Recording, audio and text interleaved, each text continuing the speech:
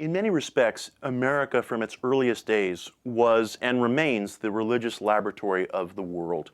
The entire culture of alternative spirituality, New Age spirituality, the rebirth of esoteric and occult spirituality in the modern age springs from America, and for very decided reasons. Even back in its colonial days, America developed a reputation as a safe harbor for people with unusual or radical religious beliefs. The British reformer and Quaker William Penn founded the city of Philadelphia in the early 1680s, Philadelphia being the city of brotherly love, with the express ideal that Philly could be a place where people of different religions could live side by side successfully together. So from very early on in its existence, Philly was home to Quakers, Mennonites, people from radical offshoots of the Reformation, people with mystical ideas from the Lutheran Church relocated to Philly. Eventually you had Catholics and Jews living there, and surprisingly enough, this all happened fairly quickly.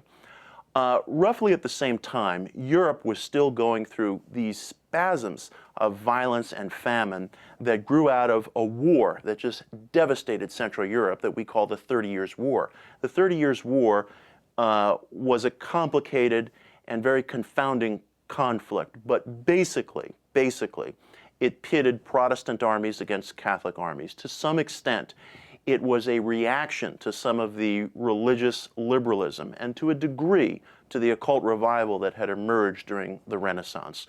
The 30 Years' War just devastated the German-speaking portion of Europe, roughly between the Rhine Valley in the west and Prague and Bohemia in the east, and its after effects were felt for generations. That area had been a unique laboratory of liberal spirituality, and after the 30 Years' War was supposedly finished, it was just devastated. People who had mystical beliefs, who were interested in various strands of Christian mysticism, astrology, alchemy, number symbolism, the magical uses of hymn and song, those different groups and sects that had once been situated in that area began to flee.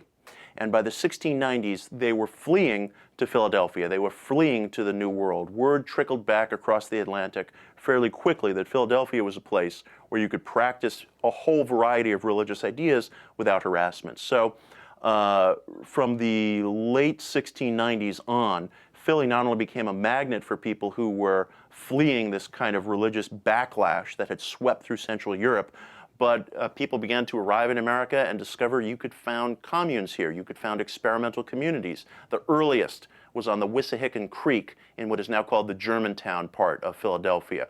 There were others that spread out to the countryside around Philadelphia. One of the most long-lived and successful was the commune at Ephrata, whose building still stands. So from very early on, America became a magnet for people who were fleeing religious persecution, and particularly people who were fleeing the backlash against the religious liberalism and the occult revival that occurred in the Renaissance. And if you follow the family tree, right up through 1776, you have different groups coming to this country. One of the best known is the Shaking Quakers, or the Shakers, who fled persecution in Manchester, England, came to New York City in 1775, scraped together some money, moved up to the Hudson Valley outside of Albany in 1776 and started the first Shaker village in a town called Niskayuna. It's still there. It's there as a museum and it's dilapidated, but you can go and see it. And this was repeating itself again and again. So the fact is, America became a special source of attraction to people who were fleeing the after effects of the 30 Years' War and the religious persecution that began to sweep through Europe in the period between the Renaissance and the Enlightenment. And when people got here, very often they succeeded. They founded their communes and organizations and communities without harassment, and America became this kind of laboratory for religious experiment.